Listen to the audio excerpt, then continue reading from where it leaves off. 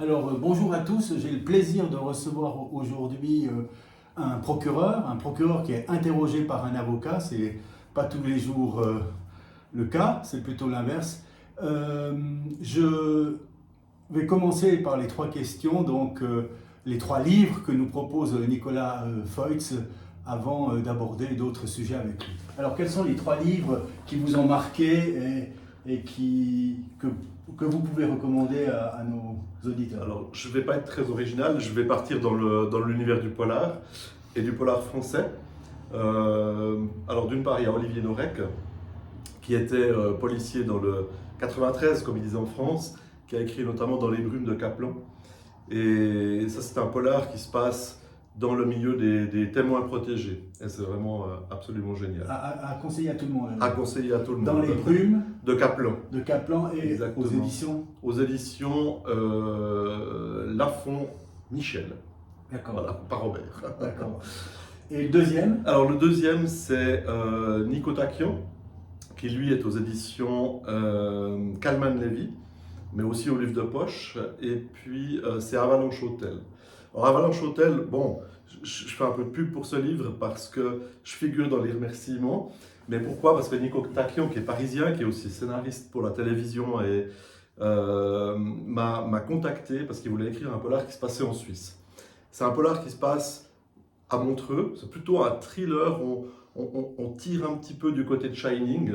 On est dans un hôtel perdu, désaffecté sur les hauteurs de Montreux. Et voilà, ça se passe dans la neige, c'est très prenant. Puis nous, les Suisses, on reconnaît bien. Même s'il a fait quelques erreurs de procédure, mais ça, c'est égal. D'accord. Et le troisième? Alors, le troisième, c'est Matthias Köpping. Ça, c'est vraiment pour public extrêmement averti. Je suis déjà assez noir dans mes romans, mais lui, il est encore plus. Et Matthias Köpping, il a écrit Les Démoniaques. Alors, et aux éditions? Les éditions, c'était les éditions, sauf erreur, Ring, mais elles ont disparu, donc son livre va être repris chez un autre éditeur, je ne sais pas encore lequel. C'est un polar extrêmement noir qui se passe dans la France profonde, on est plutôt dans les milieux ruraux au sud de Paris, un peu peut-être dans le Berry, il ne situe pas exactement son roman. Et puis, c'est l'influence de la mafia balkanique dans ce milieu rural. Donc on est dans le milieu de la prostitution, de la pédophilie, c'est terrifiant. Très loin. Voilà. Donc j'ai pris l'habitude, après ces trois livres, de proposer une définition dans un dictionnaire très caustique, le dictionnaire du diable, qui a été écrit entre 1896 et 2006, donc c'est très ancien. Et naturellement qu'avec un procureur, j'ai dû m'arrêter sur le mot justice, pour avoir une réaction à cette définition que je lis ici. Justice, article que, dans un état plus ou moins satisfaisant, l'État concède aux citoyens en récompense de son allégeance, de ses taxes et de sa contribution personnelle. Cette définition caustique, ça donne quoi comme réaction au procureur Feutz? La première réaction, c'est qu'il faudrait que je la lise deux fois pour être sûr de l'avoir comprise. Bon, moi, la réaction que j'ai par rapport à ça, puis le dictionnaire du diable, c'est toujours rappeler qu'il existe la justice des hommes d'un côté, la justice de Dieu de l'autre. Et voilà, la justice des hommes, elle est imparfaite, on le sait. La justice divine, parfois, fait bien les choses. Et ce que j'arrive pas à juger dans la réalité, je le transpose dans mes polars, je juge les Alors, hier, en introduction de mon entretien avec Pauline Denuel, j'ai conseillé, je le reconseille ici, le numéro 1 dans les ruines de Gaza du 1 Hebdo. Et puis je lui ai posé cette question que je vous pose également.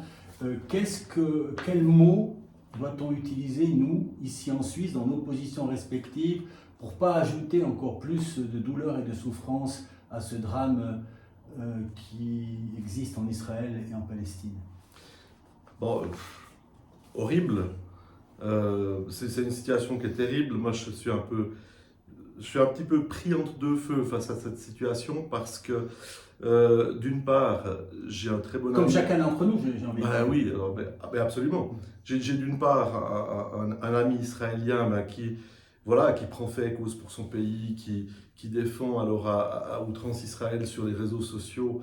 Et je lui ai dit, c'est des prises de position que je ne peux pas partager. Et d'autre part, j'ai mon frère qui a travaillé 2 ans à Gaza pour le CICR, qui lui alors est ruiné, je peux le dire, il est ruiné psychologiquement de voir tout ce qui se passe là-bas, parce qu'il a vécu avec ces gens. Et ce qui est terrible finalement, mais comme dans toutes les guerres, c'est que c'est les civils qui devraient être épargnés de part et d'autre. Mais voilà, je peux difficilement aller au-delà dans l'analyse de ce qui se passe là-bas. Mon frangin a publié des choses très intéressantes, et notamment un peu tout le background historique depuis 1947 dans cette région, où on voit finalement que l'État palestinien, entre guillemets, a été ramené à cette minuscule bande de Gaza. Ouais, c'est une histoire extrêmement compliquée. Oui, j'ai envie de dire maintenant, ça me vient pendant que vous disiez tout ça, je crois que c'est peut-être notre responsabilité d'aller lire un tout petit peu l'évolution historique pour comprendre aujourd'hui ce qui se passe et peut-être pas s'arrêter exclusivement à une émission de télé ou de télé-réalité des fois aussi, puisqu'en France, c'est ça. Nous, on a beaucoup de gens. On a une responsabilité de s'inscrire dans l'histoire aussi comme Européens et comme Suisses. Absolument. Puis beaucoup de gens aujourd'hui n'ont que le focus de ce qui se passe ces jours, ou peut-être les 10-20 dernières années, mais il faut vraiment remonter au minimum en 47 pour comprendre ce qui s'est passé là-bas. Alors comme je ne crois pas au hasard, en quittant ce canapé hier, Pauline Desnuel m'a conseillé de lire Éric Deluca. Elle m'a dit, j'ai lu à peu près tout de lui, mais je t'ai apporté ce livre que j'ai lu hier et ce matin, Impossible, de Éric Deluca, que je vous conseille vraiment avec tout mon cœur, etc. C'est un livre absolument magnifique. Et comme il n'y a pas de hasard, alors j'ai un procureur en face de moi et je lui conte le pitch, qui est le premier chapitre, pour savoir quelle est sa réaction de procureur. Le voici face à un accusé, donc c'est un procureur face à un accusé. Ici, il dit c'est un juge, mais enfin, celui qui connaît la procédure se rend compte qu'on a affaire à un procureur qui interroge un accusé, un prévenu, pour déterminer s'il est coupable de ce que je vais compter, ou à tout le moins s'il faut le mettre en détention préventive. Alors la question que je pose au procureur, faut-il utiliser dans ce cas-là la prison préventive? Dans quelle situation? Eh bien voilà quelqu'un qui a 55 ans, qui a participé dans les années 70-80 à tout ce qui s'est passé en Italie avec ces attaques, etc. Une remise en question de la société, on peut dire, avec des crimes, etc. Et voici 2 amis qui appartiennent à ce clan et qui, à un moment donné, se font arrêter. La différence entre l'un et l'autre, c'est que le premier, on va dire des amis presque frères de sang, je ne veux pas spoiler le livre, tout est dans le presque dans le cas particulier, et qui décide d'être en quelque sorte un repenti et de dénoncer son ami le plus proche et tous les autres. Ça, et il fait beaucoup de prison, il fait, disons, une vingtaine d'années de prison avant d'être libéré. Et puis, cet accusé libéré est un fan de montagne, comme Pauline Desnuel. Je vous recommande également son livre Une ascension, entre parenthèses. Et puis, il part en montagne. Un jour, il fait voilà. Et puis, le voilà qu'il est précédé par un promeneur. Et ce promeneur, à un moment donné, chute dans un sentier très risqué, etc. Et meurt. Et lui, comme l'indique sa volonté de citoyen, il téléphone aux urgences, etc. Et on s'aperçoit que le promeneur en question, c'est son ami dénoncé 30 ans auparavant, etc. Et se pose donc, dans l'esprit de ce procureur, la question de savoir s'il s'agit d'une coïncidence ou d'un acte prémédité, et qu'il l'aurait suivi en montagne dans ses chemins escarpés pour le faire basculer là-dedans. Et donc il est en face de lui, il se pose la question de sa culpabilité, et c'est tout un échange dans ce livre. Alors, la question que je pose au procureur, au moment où il ouvre son enquête, il en est à ça, c'est-à-dire qu'il connaît le passé de ces gens, il connaît que l'un est un repenti, l'autre quelqu'un qui est condamné, et il voit que dans ce petit chantier, quelqu'un a basculé, et que celui qui a appelé le secours, c'est son ami d'antan. Y a-t-il là des circonstances à mettre cette personne d'abord en détention préventive? C'est la première interrogation que ce procureur, dans le premier chapitre, devait se poser. Bon, là, j'ai les réflexes professionnels qui viennent Mais c'est automatiquement. voilà. Donc, on doit se poser la question des sérieuses présomptions de culpabilité. C'est vrai que là, on se dit, alors là, apparemment, comme vous m'expliquez la situation, on sait qu'il a chuté accidentellement. À moins que ce soit qu'un pitch du début, puis que Mais ça se développe après. c'est toute la Mais question, c'est toute la savoir question. s'il est tombé accidentellement ou s'il a été Bien sûr. poussé. Ça, c'est Bien sûr. le pitch du livre. Bien sûr. Alors, les sérieuses présomptions de culpabilité, je dirais, elles sont toujours très floues au départ d'une instruction. Donc là, on les a probablement, j'imagine qu'un tribunal des mesures de contrainte, il pourrait les retenir. Après, on doit examiner s'il existe les trois risques. Risque de collusion. Là, en l'occurrence, ça s'est passé entre deux personnes. Bon, on peut imaginer qu'il y ait beaucoup d'actes d'enquête à faire. Qu'est-ce que pourrait faire disparaître le prévenu? Entre vous et moi, on se rend compte que c'est plutôt non au risque de collusion, on est d'accord? Ouais, c'est plutôt non. Oui. Quoique dans le monde d'aujourd'hui, on pourrait se demander, mais là je parle vraiment du monde d'aujourd'hui, on pourrait se demander s'il n'a pas un téléphone portable qu'il faut analyser. Si on le libère, il risque de faire disparaître les données ou des données internes. Donc il y a des questions de téléphone portable dedans, donc voilà. Voilà, il pourrait y avoir. On doit se demander s'il existe un risque de fuite. Bon, si ça se passe en Italie, qu'il est italien, mais prenons la situation en Suisse. Il est italien. Voilà, a priori, il n'y a pas de risque de fuite dans une situation comme ça. Quoique, plus on va vers une infraction grave, plus on peut se dire que même un Italien habitant en Italie pourrait préférer fuir à l'étranger plutôt que d'affronter la justice au moment du jugement. Puis on doit se demander s'il y a un risque de récidive. Alors, est-ce qu'il a déjà tué quelqu'un par le passé ou pas? Voilà, c'est un peu ces questions qu'on doit se poser. Donc là, vous faites une démonstration en souriant du caractère un peu arbitraire de la décision de savoir s'il faut le maintenir ou non en détention préventive. Je rassure le lecteur potentiel. Pendant tout le livre, il est en détention préventive. Donc, ce procureur a décidé de le mettre en détention préventive. D'accord. En sachant que les risques de collusion ne sont pas si évidents que ça, Non. que le risque de récidive, sachant qu'il est mort, et puis que... donc c'est le risque de tuer quelqu'un d'autre. Voilà, mais... Et puis alors, dans ce livre, il y a naturellement, on voit des choses assez intéressantes. Et comme j'ai en face de moi un procureur et un écrivain, donc c'est les deux fonctions qui m'intéressent en quelque sorte et qu'on retrouve également dans votre dernier livre, Le philatéliste. Ici, je veux lire quelque chose qui me paraît assez profond dans l'activité peut-être à la fois et de l'écrivain et du procureur. Dans une de ces phrases dont je me souviens mal, il écrit que la vérité est au fond du puits. Si on se penche, on voit le reflet du soleil ou de la lune. Mais si on descend dans le puits, on ne trouve ni l'un ni l'autre. On trouve la vérité. C'est ainsi, il faut descendre ou tomber dedans. Le magistrat, par exemple, m'interroge de l'autre côté de la margelle. Il ne descend pas, il se penche tout au plus.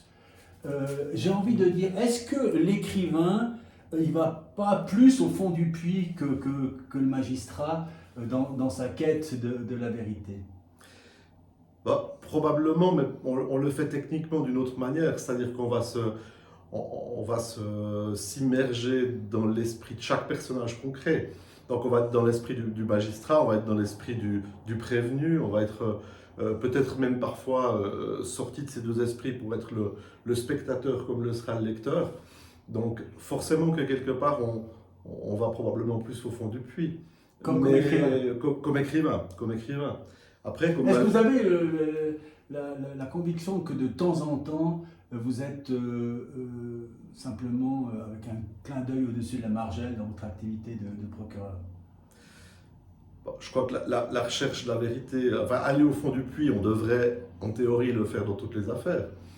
Après, il se pose une foule de questions, c'est-à-dire que il y a les problèmes de proportionnalité, on ne va pas investiguer dans une querelle de voisinage pour des arbres coupés, comme on va investiguer dans un meurtre ou un assassinat. On pourrait imaginer des tout petites affaires ou une bagarre de rue, peut-être avec des gifles et des injures. On pourrait imaginer entendre 50 personnes. On ne va pas le faire. On ne va pas le faire parce qu'on n'a pas de temps à perdre avec ce genre de petites histoires. Alors que dans un meurtre ou un assassinat, on préférera en faire probablement trop que pas assez. Et puis après, il y a les affaires intermédiaires où il faut toujours se poser la question. C'est extrêmement frustrant parfois comme boulot parce que, et toujours par rapport à cette proportionnalité, il faut se souvenir aussi que la justice pénale coûte cher. J'aime bien le rappeler, il y a des affaires dans lesquelles on aurait envie de faire plein de choses, mais on pourrait arriver à des factures finales, je ne sais pas, de 100 000 francs pour une petite affaire. C'est pas tolérable d'un point de vue, c'est difficile. Donc parfois on est obligé de se contenter de regarder par-dessus le bord du puits et de juger l'affaire un petit peu de... Je me suis demandé, en fonction de ce qui m'est arrivé la semaine dernière comme avocat, dans un double cas différent, totalement distinct, sur l'avenue de la Gare, c'est l'avenue que vous êtes remonté pour venir ici sur ce canapé, attaque au couteau avec des blessures non profondes, mais à l'abdomen, et aller aux urgences, on peut dormir la nuit, etc. Quel est le réflexe par rapport à la détention préventive du procureur que vous êtes? Est-ce que dans des cas-là, on doit le faire ou pas? Alors, par réflexe comme ça, bon, je ne connais pas l'affaire en question, mais par réflexe, je dirais oui. Plutôt oui. Dès qu'il y a une arme, dès qu'il y a une arme qui sort, soit une arme à feu, une arme blanche, ça dénote quand même une certaine dangerosité de la personne. Maintenant, on peut aussi toutes et tous se promener avec une opinel sur nous pour ouvrir des marrons ou d'autres choses. On ne l'utilise pas tous pour choisir le ventre d'autrui, on va dire. Exactement. Mais celui qui sort en boîte de nuit, par exemple, avec un couteau sur lui, et qui peut-être même fait le geste de le mettre dans sa veste parce qu'il sort en boîte de nuit, ça dénote quand même, enfin ça pose des questions. Ça pose des questions. Ici, il y a un autre passage, alors, puisqu'on va faire le passage du procureur à l'écrivain qui est intéressant. C'est donc, je crois que ça c'est le prévenu qui parle puisque le livre, il est constitué de Q et de R, question-réponse, comme le sait le procureur, donc c'est un R, donc on va imaginer plutôt que c'est le prévenu qui répond, et il dit au procureur, qui n'est pas écrivain, pas encore écrivain, il lui dit « Vous avez un talent de narrateur. Suivez les traces de certains de vos collègues qui se sont mis à écrire des romans policiers avec de bons bénéfices à la clé. Celui-ci, vous pouvez l'intituler « Duel sur la vire ». Qu'est-ce qui vous a motivé de passer de ce stade de procureur au stade d'écrivain, étant précisé qu'actuellement vous avez les deux fonctions? J'ai les deux casquettes parce que je travaille à temps partiel, effectivement. Je vais travailler à temps encore plus partiel depuis le 1er janvier 2024. Moi, je pense que la motivation, pas forcément d'écrire, mais la motivation de raconter des histoires ou d'imaginer des scénarios, elle existe depuis bien avant que j'entre en fonction en 1999. Donc j'avais déjà, à l'âge de 15 ans, même peut-être 10 ans, des idées de scénarios que je concrétisais par des bandes dessinées. Est-ce qu'à cette époque-là, vous étiez lecteur de romans policiers, par exemple? Oui. Lesquels? Alors, à l'âge de 10-12 ans, c'était le Club des 5. D'accord. Enid Blyton. Ouais, alors... Ça, c'est l'auteur. Alors, vous me l'apprenez. Oui, je les ai tous lus. Donc. Après, il y a le Clan des 7, je pense. Le Clan des 7 aussi. Je crois qu'on passait de la bibliothèque rose à la bibliothèque verte à l'époque, sauf erreur. On m'a eu dit que récemment le Club des 5 était passé à la verte, mais ça, je ne maîtrise plus rien. Et j'aurais été incapable de citer l'auteur. Enid Blyton. Voilà, bah, j'apprends quelque chose ou je réapprends quelque chose. Après, je suis passé des romans policiers, j'en ai un qui m'a marqué, la Taverne. D'accord. C'était un de mes premiers romans policiers, entre guillemets, pour adultes. Alors, puis, il y en a eu une foule d'autres par la suite. Je suis aussi passé du roman policier au film ou téléfilm. Donc tout ça, ça a fait mûrir un peu l'imagination. Je l'ai concrétisé quand j'étais petit par de la BD, je dessinais mal. Mais j'ai essayé d'analyser pourquoi, qu'est-ce qui m'intéressait là-dedans, c'était pas le dessin, c'était imaginer l'histoire et c'était faire les petites bulles avec les dialogues des personnages. Voilà. Puis après, quand j'ai grandi, je suis passé à l'école secondaire, j'avais un pote qui faisait de la caméra vidéo, on était encore pas en Super 8, mais on était en vidéo avec les petites cassettes, et moi je réalisais le scénario de court-métrage, policier ou thriller, parfois horreur, et lui il filmait. Puis ensuite, on arrive à l'Uni, brevet d'avocat, on n'a plus le temps d'explorer le côté artistique, donc j'ai laissé ça de côté. début de juge d'instruction aussi, là aussi, on pense à 100% au boulot, on fait ça. Mais je pense que c'est réapparu, voilà, après quelques années, c'est réapparu au début des années 2000, enfin, mi des années 2005, vraiment concrétisé en 2010, donc après 12 ans, 11 ans d'expérience comme juge d'instruction et début procureur. Et puis là, je me suis dit, bah, en plus de ton imagination, tu as maintenant, tu as le background, c'est-à-dire tu as les connaissances du terrain, de la police judiciaire, de la gendarmerie, police scientifique, médecine légale, etc. Mhm. Euh, alors, vous avez écrit toute une série, il y a la série de l'inspecteur Mike Donner, il y a la série du procureur Jameson qu'on retrouve dans le livre dont nous avons parlé tout à l'heure, mais en aparté en quelque sorte. Et puis il y a aussi un diptyque sur le confinement et les titres indépendants. Alors là, je vous fais une réflexion, c'est que ce qui m'a écarté de Nicolas Feutz avant, parce que je suis un grand lecteur de romans policiers, hein, ce qui m'a écarté de Nicolas Feutz avant, c'est les titres. Donc là, je les prends. Emorata, Eunoto, Ibn Oran, Iliayok et Ilrayani. J'ai envie de dire que si on veut m'éjecter, moi, petit lecteur, de l'accès à ce livre, il faut prendre ce genre de titre. Qu'est-ce que vous répondez à ça? Alors la réponse va être super simple, c'est que je suis parti au tout début avec Ilmoran, alors à chaque fois j'ai mis des sous-titres. L'avènement du guerrier, Ouais, ça c'est vrai. etc. C'est vrai. Et Les 9-200 par exemple. Voilà, exactement. Et aujourd'hui, d'ailleurs, tout le monde me ressort les sous-titres et pas les titres principaux parce qu'ils ne s'en souviennent pas. Et en février de cette année, je suis allé voir le livre de poche à Paris en leur disant, ben voilà, j'ai un stock inédit pour vous qui pourrait paraître au livre de poche. Et la directrice du livre de poche à Paris m'a tout de suite dit, elle m'a dit, alors oui, ok, on les prend, mais pas les titres principaux. donc ma remarque a un certain sens. Et puis alors au contraire, j'ai envie de dire au contraire, j'ai lu ce livre à cause du titre. Alors là, c'est la dernière réussite de Nicolas Feutz, le philatéliste. Un petit pitch peut-être pour nos auditeurs. Alors, je vais fournir un pitch qui est celui de la 4e de couverture, comme ça spoil rien. Alors déjà, c'est un roman qui se passe très majoritairement en Suisse romande, on déborde un petit peu du côté d'Annecy.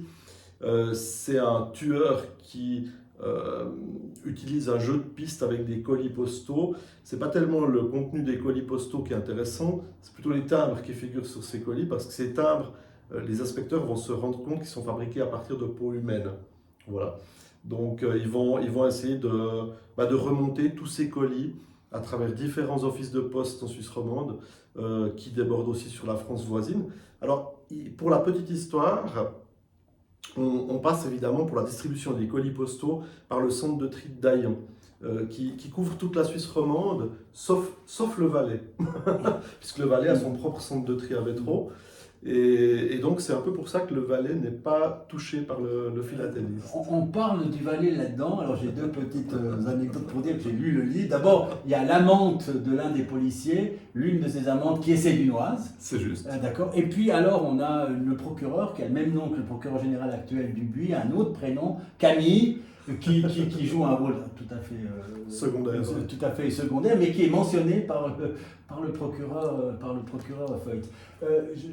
Avant de venir à ce livre encore, j'avais deux questions qui sont indépendantes mais similaires. Quelles sont les qualités, selon vous, pour être procureur? Alors, moi, la qualité première aujourd'hui pour être procureur, c'est celle on va dire de l'indépendance. C'est pas le bon mot, hein, on sort toujours l'indépendance, l'impartialité, on devrait tous l'être, et puis on sait que les procureurs ont moins tendance à être impartiaux que par exemple les anciens juges d'instruction. Mais moi qui ai été juge d'instruction, je trouve qu'aujourd'hui vraiment un procureur qui fait bien son job doit instruire à charge et à décharge. Et il ne doit pas oublier cette instruction à décharge, parce que le procureur qui instruit qu'à charge, il va au casse-pipe devant le tribunal. Et ça c'est quelque chose, les nouveaux magistrats qui sont entrés dans le système de 2011 que comme procureurs, qui n'ont pas connu la fonction de juge d'instruction, ils n'ont pas forcément ces réflexes-là. Et on le voit une fois que les affaires sont devant le tribunal, c'est-à-dire qu'il y a souvent des plus grands fossés entre les réquisitions du procureur et le jugement qu'entre le procureur actuel qui a eu cette expérience de juge d'instruction. Bon, Alors, voilà. Mais la qualité, après je ne réponds pas directement à la question. Non, de la qualité, alors moi je mais- trouve que vous répondez absolument à la question et mes auditeurs qui me lisent aussi, je leur dis que les questions ne sont pas préparées, donc les réponses n'ont pas pu l'être et je me réjouis de cette réponse et j'espère que les magistrats qui m'écoutent ont bien compris le message de Nicolas Feutz. Instruire à charge et à décharge, encore plus important aujourd'hui que le système actuel qu'avec l'ancien système, puisque le procureur dans l'ancien système venait dans l'après-cour. Un procureur qui instruit à charge et à décharge et qui fait l'effort d'aller vraiment chercher aussi les preuves à décharge, il gagne. Il aura moins d'ennuis le jour du jugement. Déjà, et puis à mon avis, il gagne énormément en crédibilité aux yeux de tous, aux yeux de tout le monde. Et puis alors, la question pendante, c'est quelles sont les qualités pour être un écrivain de polar? Peut-être cette question, elle recouvre la manière d'écriture. Il y a ce qu'on appelle, je crois, les jardiniers qui n'ont pas leur plan, et puis il y a ceux qui sont très très précis. Dans quel chemin là Moi, je me case dans ceux qui sont très très précis. C'est-à-dire que je construis toujours un scénario assez Il y a un détaillé. plan précis. Il y a un plan précis avant de mettre le premier mot à l'écriture. Parce que je trouve que partir dans un roman policier sans savoir où on va, c'est extrêmement casse-gueule. On m'a dit, je ne sais pas si c'est une rumeur ou si c'est fondé, que Agatha Christie a écrit, pas forcément tous ses ouvrages, mais un ou deux sans savoir où elle allait, et notamment sans savoir qui était le coupable. Ça aurait été le cas du crime de l'Orient Express, apparemment. Et ce serait la raison, bon là je vais spoiler le truc pour ceux qui n'ont pas lu, mais ce serait la raison pour laquelle à la fin on se rend compte que finalement ils sont tous coupables, ils ont tous participé au meurtre en se passant le couteau les uns après les autres, parce que tout simplement elle ne savait plus comment finir son bouquin. Encore une fois, est-ce que c'est rumeur, est-ce que c'est vérité, j'en sais rien. Mais le roman policier est extrêmement technique, si on veut que tout ce puzzle tienne en place, je pense qu'il faut vraiment faire un plan. Mais c'est mon credo, mais il n'est pas...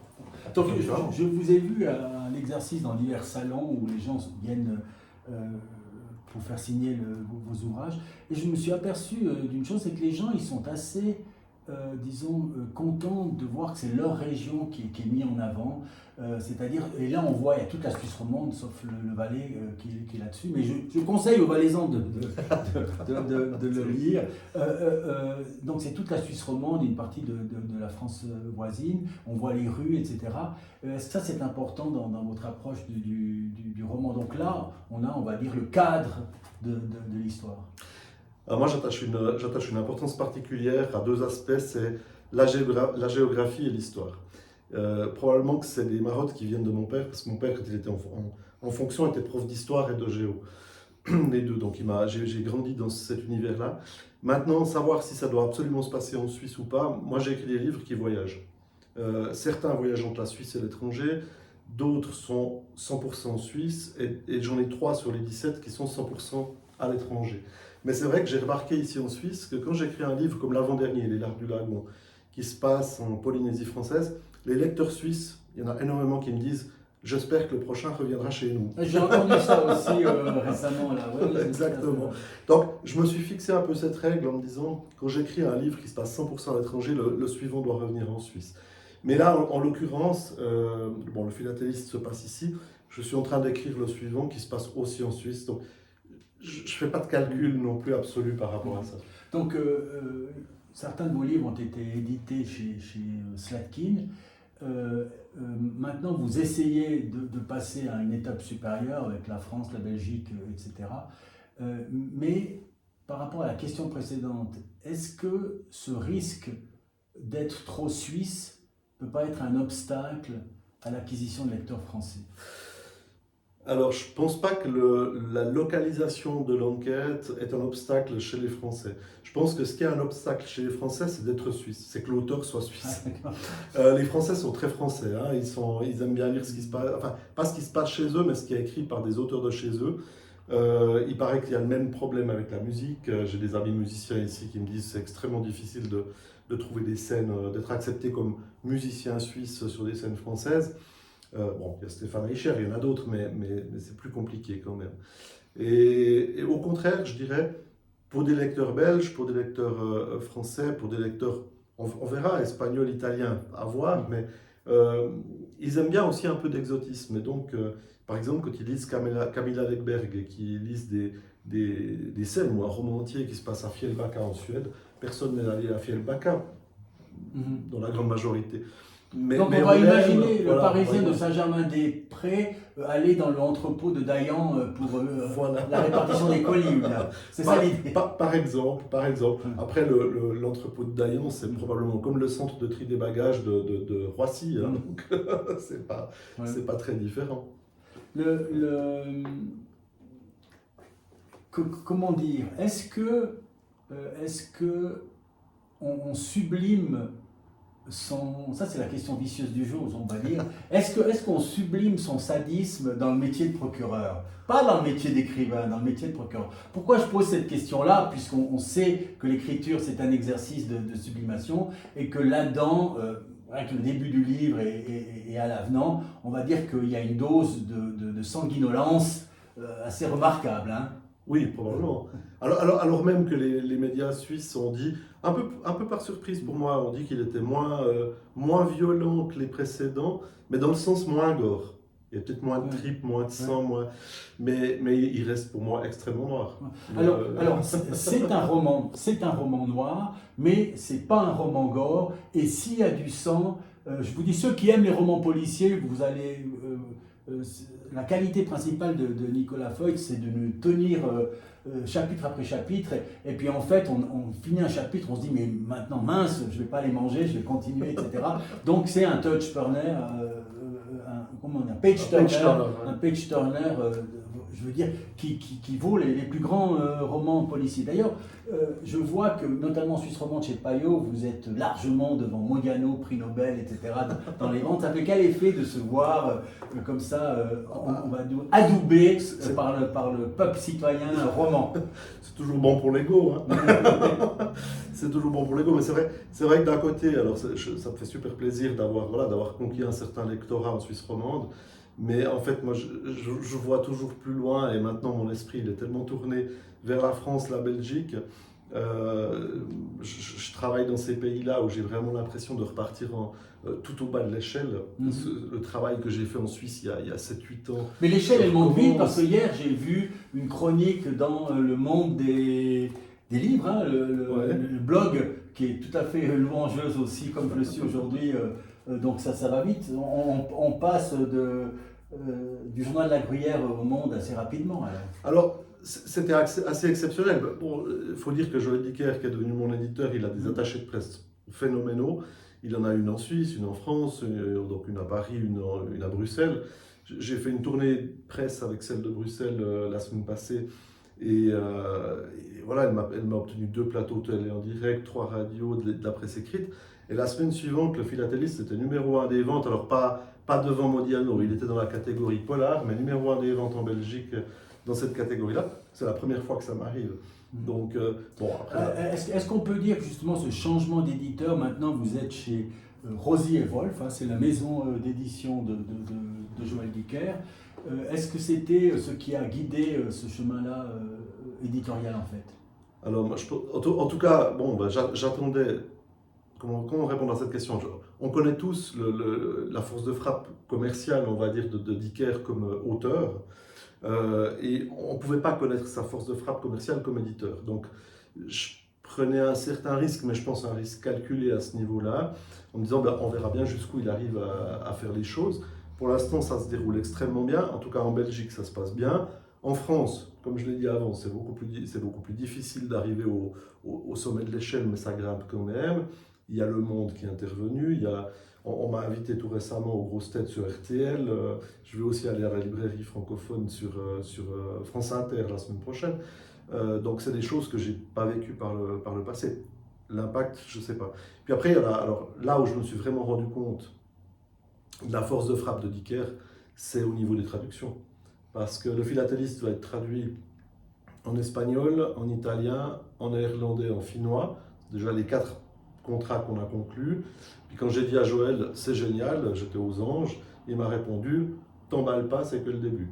Alors, on verra, mais c'est vrai qu'on voit qu'il a une connaissance du milieu milieu éditorial qui est phénoménal. Il s'est bien entouré aussi, hein. Il ne fait pas les choses lui-même. Il y a quelque chose, on a eu l'occasion de s'entretenir au Salon Mauvais Genre, organisé par Laurence Mallet à Aunay.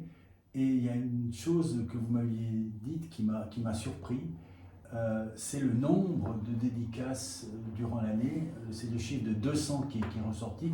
J'ai envie de dire, mais comment on trouve du temps finalement là-dedans? Parce que ça doit demander une énergie absolument phénoménale. Ah, mais c'est un jonglage, c'est un jonglage aussi avec le temps partiel de procureur qui est extrêmement difficile selon les périodes. Je pense que j'ai entre 150 et 200 dédicaces par année, c'est vrai. Après, j'en ai, on va dire, 120 qui sont condensées entre octobre et décembre. Donc, octobre et spécialement novembre-décembre, c'est 2 mois où, voilà, où je regarde où je fais un peu du télétravail. On va dire, c'est même pas du télétravail parce que je suis même pas à la maison.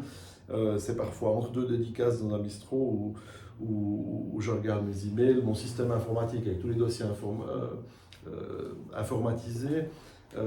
Voilà, ça fait comme ça, c'est comme ça depuis 3-4 ans. Et comme j'ai la chance de pouvoir un peu niveler le temps partiel sur 12 mois finalement, j'ai des mois aussi qui sont beaucoup plus calmes. Janvier, février, mars, c'est des mois où même si je suis payé à 50% comme procureur, je vais travailler à 100% au ministère public. Est-ce qu'il y a eu des retours parce que le procureur, il faut expliquer aux gens, le procureur c'est celui qui dirige les instructions pénales et il a sous son contrôle ses premiers subordonnés, c'est pas sa greffière ou sa secrétaire, ses premiers subordonnés, c'est les membres de la police. Alors j'aimerais savoir, est-ce que les membres de la police sont contents de l'image que véhicule le philatéliste? Alors ça, évidemment, j'ai un peu agrafé la police, surtout genevoise, qui cumule un peu les affaires. Alors elle est sous les feux de la rampe à Genève et dans la presse romande par rapport à des dérapages, mais comme ça a été des polices d'autres cantons ces dernières années, enfin c'est un peu cyclique parfois.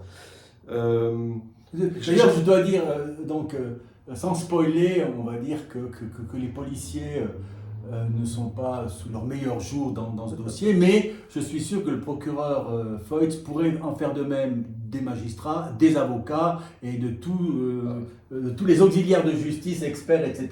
Et je suis sûr que dans sa tête, il a des scénarios pour nous...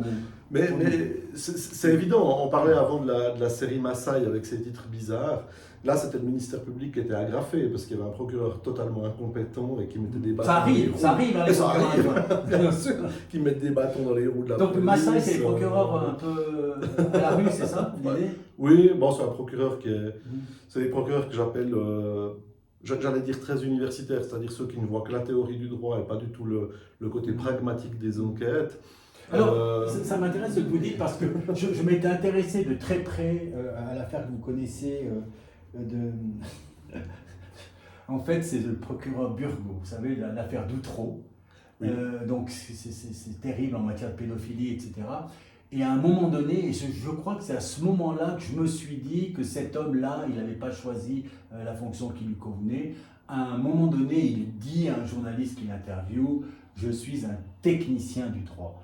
Et j'ai envie de dire que c'est à ce moment-là que je me suis aperçu que j'avais affaire à quelqu'un de formaliste, il faut l'être, oui. Mais si on n'est pas dans le champ du flair, de l'intuition, de la connaissance humaine, etc., on ne mérite pas d'être procureur. Bien, est-ce que... Alors 100% d'accord. Mais vous savez que l'école de la magistrature de France, à un moment donné, une des années, ils peuvent choisir leur référence. Et une des années, à un moment donné, ils ont choisi le juge Burgot, indépendamment de tout ça. Donc c'était en quelque sorte l'exemple qu'il fallait suivre, c'est-à-dire faire confiance à la procédure. Et moi, je dis que c'est le plus grand risque qui est attaché à la fonction de procureur. Mais il faut savoir, j'entends les procureurs, c'est quand même des gens, des magistrats de première instance, comme les juges de première instance. On est quand même là aussi pour avoir un côté pragmatique, pour déblayer, comme on dit parfois. Alors, ça ne veut pas dire qu'il faut faire de la justice expéditive, mais on doit quand même... Votre rôle, c'est aussi de rendre des ordonnances de classement quand il le faut. Exactement, exactement.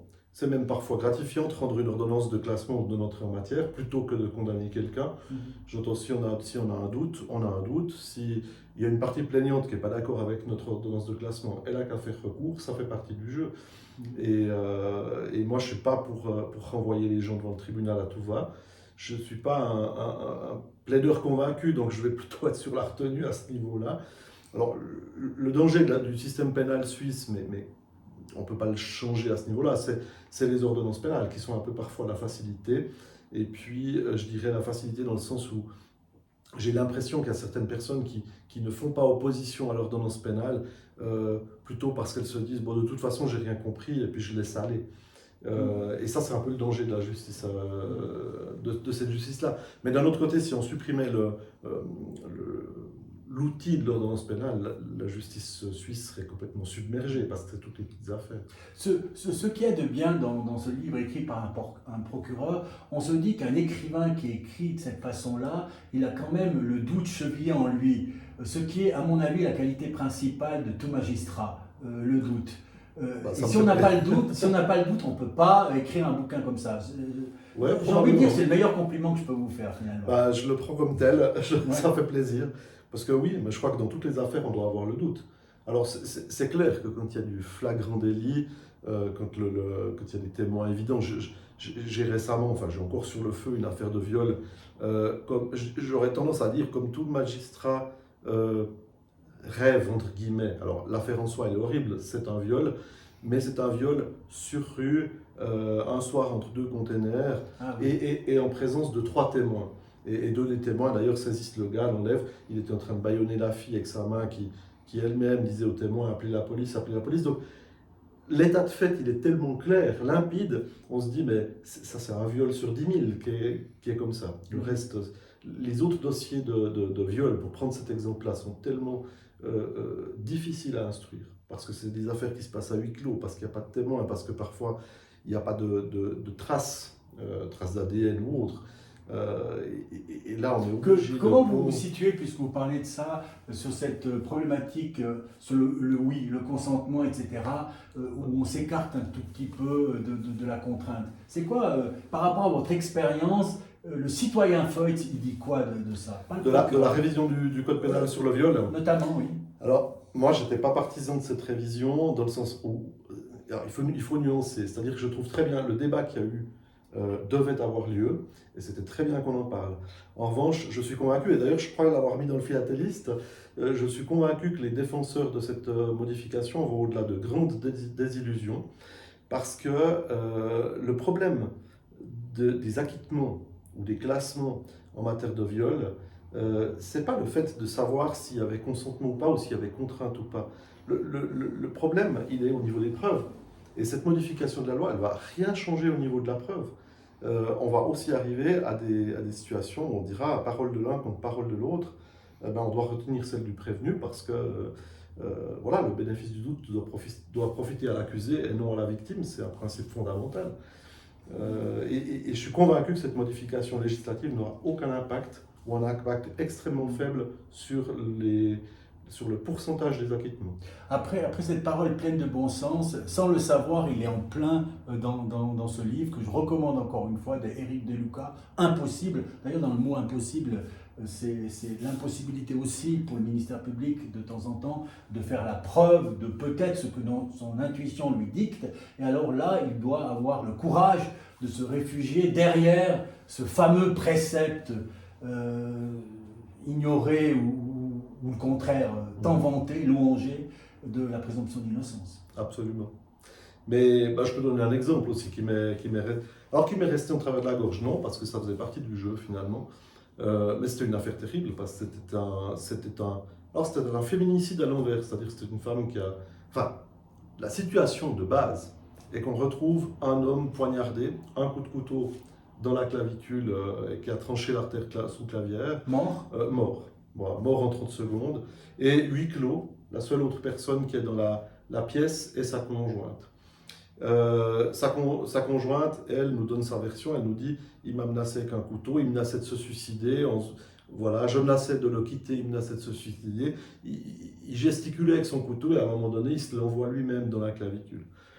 Et eh bien, je n'ai pas mis cette personne en détention provisoire parce que très rapidement, la médecine légale, et notamment l'autopsie, me dit les deux versions sont plausibles.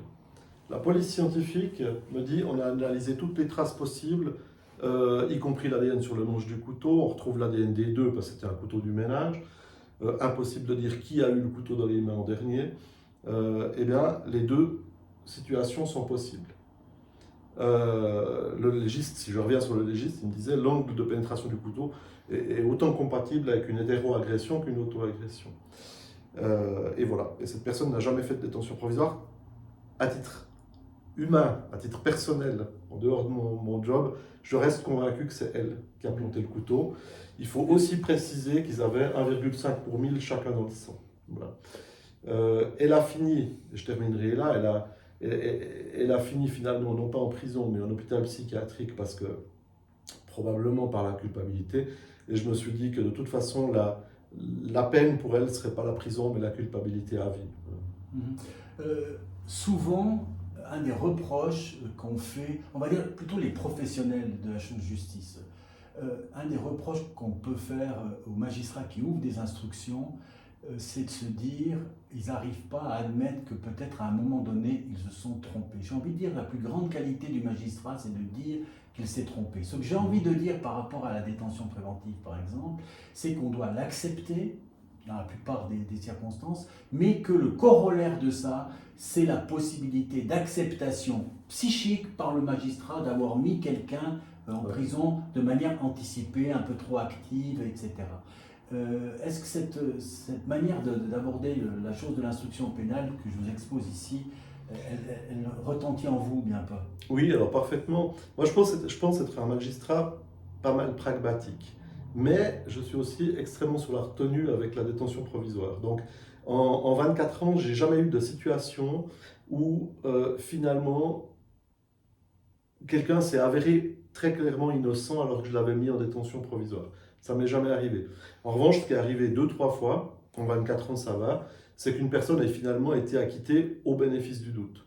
Alors que humainement parlant, moi je restais convaincu qu'elle était coupable, simplement on n'a pas trouvé les preuves. Ça fait partie du jeu. Mais dans votre activité de 24 ans, là, est-ce que maintenant, rapidement, sans faire des examens de conscience immenses, etc., vous vous dites « Ah, dans ce dossier, j'ai quand même foiré ».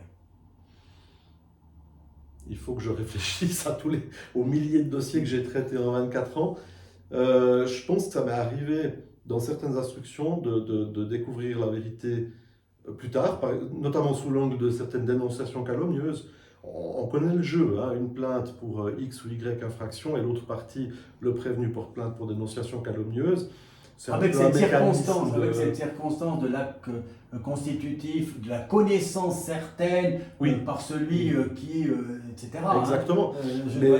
Mais avec certaines situations où j'étais parti de l'idée que oui, ben la plainte pour dénonciation calomnieuse, c'est la fameuse contre-plainte pour faire contrepoids dans la procédure.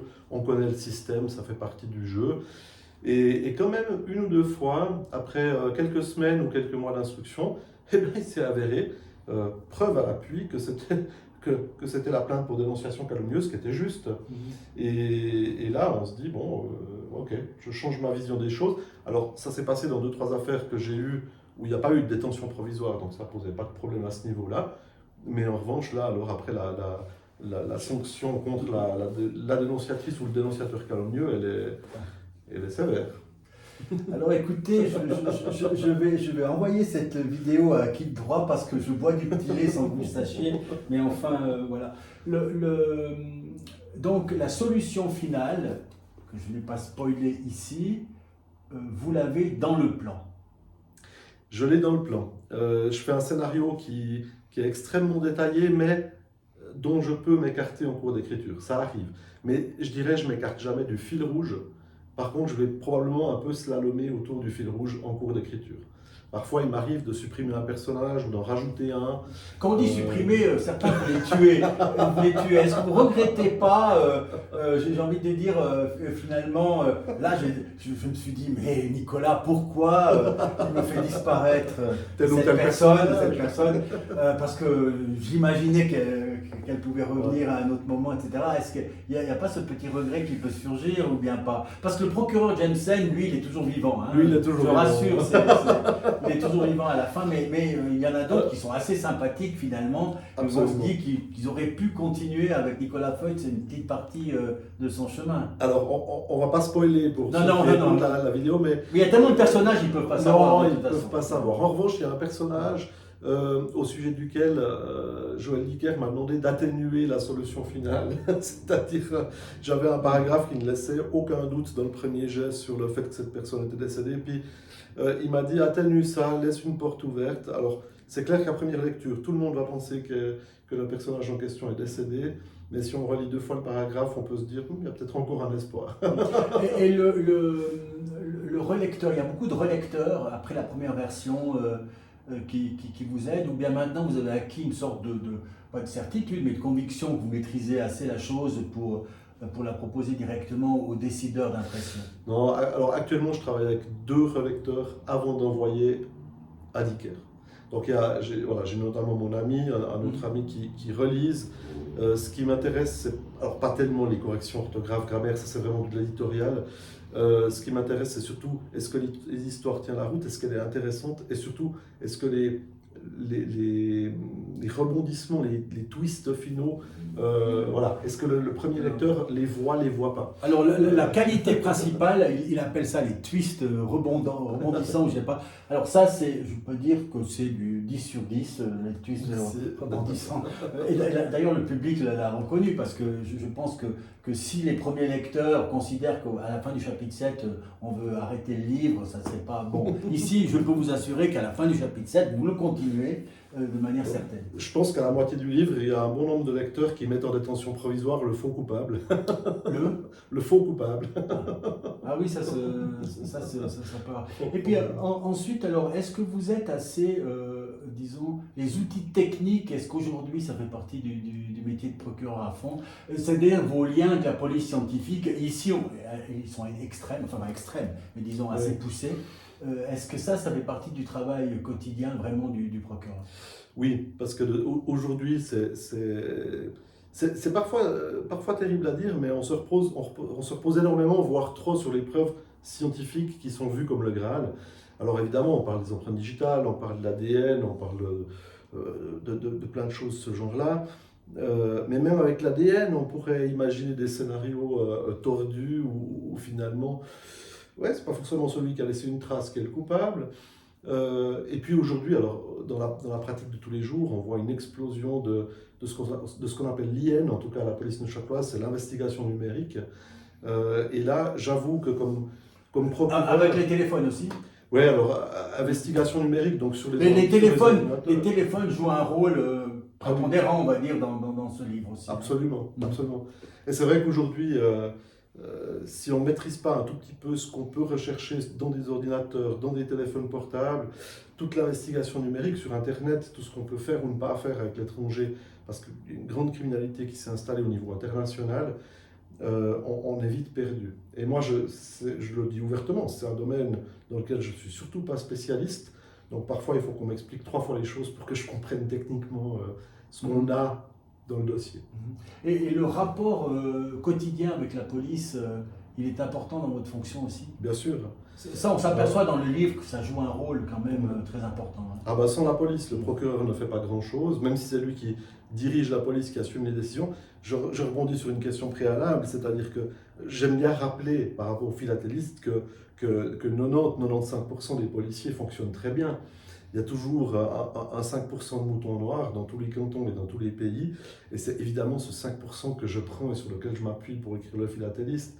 Et puis ceux-là font l'objet de procédures administratives ou pénales. Mais c'est ceux qui sont le plus intéressants au niveau roman policier. Alors, je vais peut-être étonner maintenant l'écrivain Nicolas Feutz en disant, je fais de la publicité aussi, en disant qu'il y a un lien étroit entre le résultat final du livre de Nicolas Feutz et ce livre-là. Il contestera, mais je lui dirai après après notre rencontre et j'aurais pourquoi il y a un lien très étroit avec ça. Je vous conseille à tous donc, encore une fois, Le Philatéliste, édité par Joël Dicker dans sa nouvelle maison Rosier et Wolf, de Nicolas Feutz, qui va signer à la librairie Payot tout à l'heure.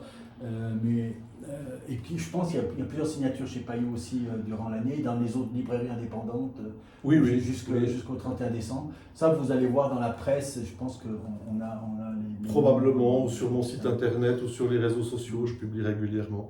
Alors je suis très heureux d'avoir interrogé un procureur comme avocat. Et puis je dis à Nicolas Feutz, merci pour ce moment. Merci maître.